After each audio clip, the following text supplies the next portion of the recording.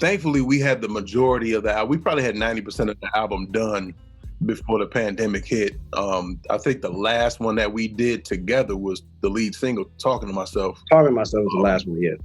And I know for a fact, and Tall Black will agree, is like, if we weren't in the same room, that song would not have been made. Like, it was literally a bouncing off of each other thing, with him, coming up with the drums and me coming up with the chord progression, like literally at the same time, as kind of a jam session.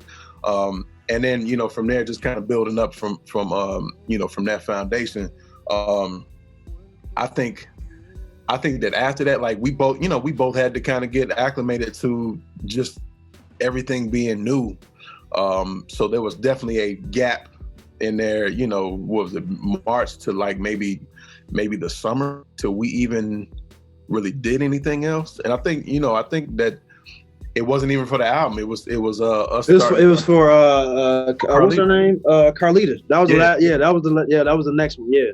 Yep. Yeah. Like we just had a long break, and then Carlita Duran hit me up to do something, and I was like, "Yo, well, me and Tall Black are already working, so we can come up with something for you." And that was like the next thing that he and I did, and that was just strictly sharing files. Like that was strictly, him sending me drums and then me playing music and then sending it back, and then him putting something on top of that, and then us sending it to Carlita. So I mean, we had to adjust it in that way, just because on top of that, Tall Black was moving. So it was like, we had pandemic, new baby, moving, and income strip. So it was just like, yo, okay, I'm gonna take these couple months. I'm gonna sulk for a second. I'm gonna get all this food in me, and act like I'm being happy, and then we're gonna get to work. But once we got to work, it was like we never left. You know what I mean? So I think by that time we already established some type of rhythm.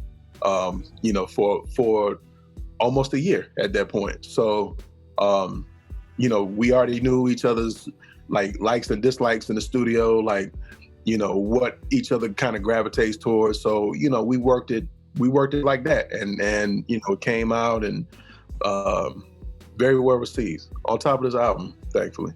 It was one that I had to keep doing the same synth part over about 95 times that we actually called it. Which one was that? That was it might. I think it. No. That was Slide. That's what it was, and that's not. Yeah. Because of the Because of the chord change. Yeah.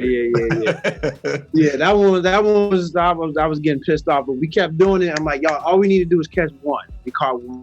Yeah.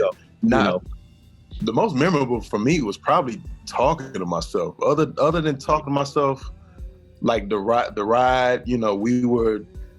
I mean, our routine was normally like, Tall Black would come through, we might eat some food, we might, it was fellowship, you know what I'm saying? We eat some food, we listen to some music and get inspired to create. And, if we don't have an idea, leading off already. So like with the ride, for example, obviously we were listening to some of our favorite Battle Cat and DJ Quick joints, which is, two of my personal favorite producers of all time. And we going down the line, and the thing with Quick and Cat is that, West Coast and Midwest, as y'all know, like has always had a connection, funk connection. Especially with Detroit. That's a lot of stuff that I came up off of, was West Coast based. It was West Coast sound and stuff. Even like, you go back to like an MC Breed, Ain't No Future in Your Frontin', where that samples that. Our close relationship with Prince and all that kind of stuff. Like it's funk through our veins. So it's like, we heard that joint, and, Tall Black was like, yo, I think I got some drums for that. And he played the drums, and I got on the Moog and just kind of, played out the bass line, and then it just kind of took off from there. But just stuff like that. Like it was a chemistry that was supposed to happen to me, because things like that don't just happen with someone, you're in the studio and you're clashing with and all that stuff. It's almost like, you know, he'd throw an idea out, I'd catch it, throw it right back, he'd catch it. You know what I mean? We just, you know, almost on the tennis court, like, you know, just volleying back and forth. And, you know, just getting these ideas out. And I remember even the first joint we did. I was just about to say that. The first joint was super crazy. And it hasn't come out yet. And we tried to put it on forefront, but it didn't work out. But it was almost like, yo, why didn't we do this shit back in 13? Like this, it's crazy. It's crazy. When it finally does come out, I'm gonna tell that story till I can't no more. Yeah, I'll probably step up front. Step up front was dope because we jammed top to bottom on that one. And I remember I was like, I had the victory hands when we got to the I think the second pass around. I was like, yo, this shit is unbelievable.